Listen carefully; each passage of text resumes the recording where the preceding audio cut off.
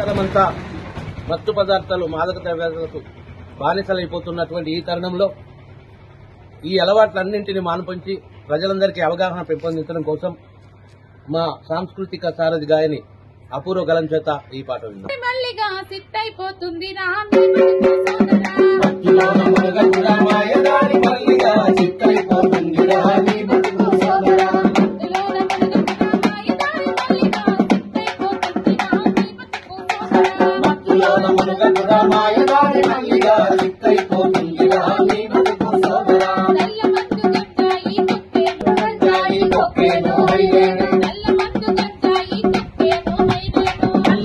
గంజాయి